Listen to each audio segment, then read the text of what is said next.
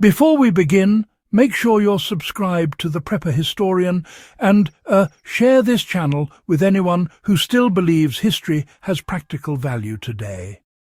What you're about to hear isn't nostalgia. It's a lesson we quietly abandoned, and it matters more now than at any point since the 1940s. During the Second World War, food insecurity wasn't a theory or a talking point. It was daily reality. Shipping lanes were bombed, imports collapsed, fertilizer was rationed, and entire nations were forced to feed themselves with what they could grow locally. In that pressure cooker, one seed quietly became a cornerstone of survival. It fed families, stabilized communities, and required almost nothing in return. Today, most people have never heard its name, yet it once stood between starvation and stability for millions. The real question isn't what the seed was. The real question is why we stopped planting it. Why wartime food planning was radically different from today's fragile systems.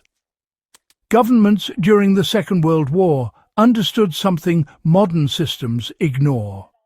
Resilience beats efficiency when survival is on the line. Victory gardens weren't hobbies, they were policy.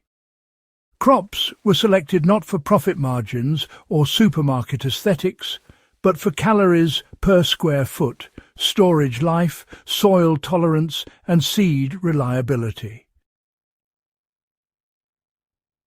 The seed we're discussing thrived under neglect, poor soil, irregular rainfall, and minimal fertilizer. It didn't require hybrids or chemical inputs.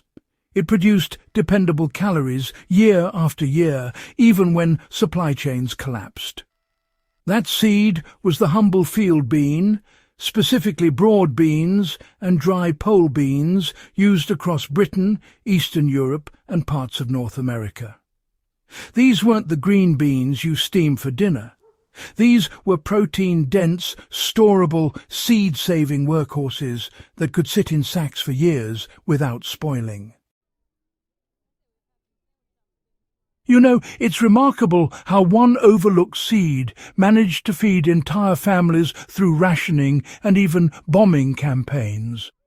Broad beans, fava beans, and dry common beans, these were absolutely central to wartime diets, mainly because they solved so many problems at once.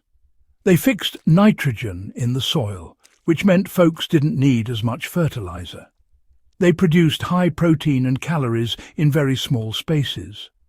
Plus, they dried naturally, so there was no need for refrigeration.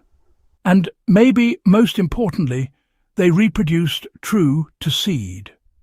Families could plant them once, save the seed, and plant again. No dependency, no resupply required.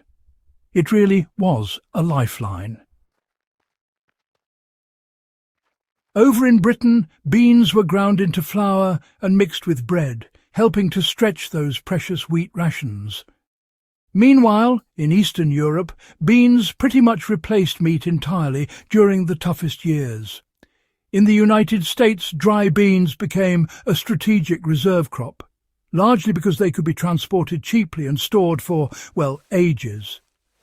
This wasn't about fancy cuisine. This was survival engineering, plain and simple. So, why did industrial agriculture quietly push this humble seed out of favour? Well, after the war, the goal really changed. Feeding people stopped being about resilience and became all about scale, profit and speed. Beans, honestly, just didn't fit neatly into mechanised monoculture.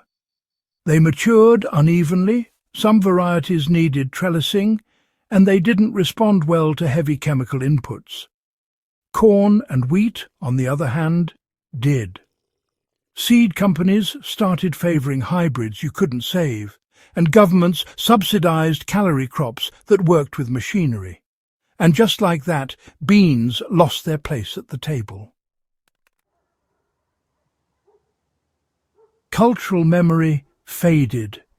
Beans became, well, poor people food, and that stigma stuck. The irony is painful, honestly. We abandoned one of the most resilient food sources ever used because it didn't fit an industrial model that assumes uninterrupted fuel, fertilizer, and logistics. What made this seed uniquely powerful for survivalists and historians alike? From a preparedness perspective, beans check boxes, modern crops fail. They store without technology, and, they actually improve soil rather than depleting it. They provide protein without livestock. They scale from balconies to fields, and unlike grains, they can be cooked with minimal fuel. So, how can this knowledge be applied today without, romanticism? Planting dry beans today isn't cosplay, it's practical. Start with varieties known for seed saving, like fava beans, navy beans, or traditional pole beans. Just plant them in poor soil and let them improve it. Harvest when dry, not green, and store them whole, not processed. Cook them the wartime way. Soak overnight, simmer slowly, combine with root vegetables or grains. You can even grind dried beans into flour to extend bread.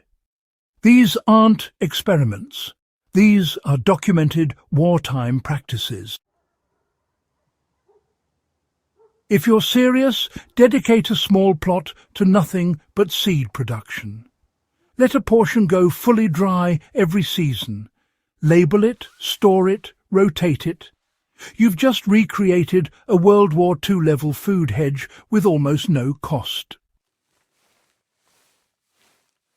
Why forgetting this seed tells us more than remembering it. History doesn't disappear. It gets buried under convenience. The loss of bean-based food resilience, honestly, mirrors our broader dependence on systems that only work when everything works.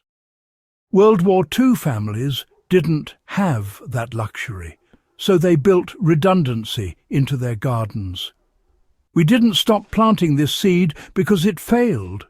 We stopped because it succeeded too quietly. If this kind of forgotten practical history matters to you, subscribe to The Prepper Historian. Share this video with someone who thinks preparedness is paranoia, and keep these lessons alive. History only protects those who remember how to use it.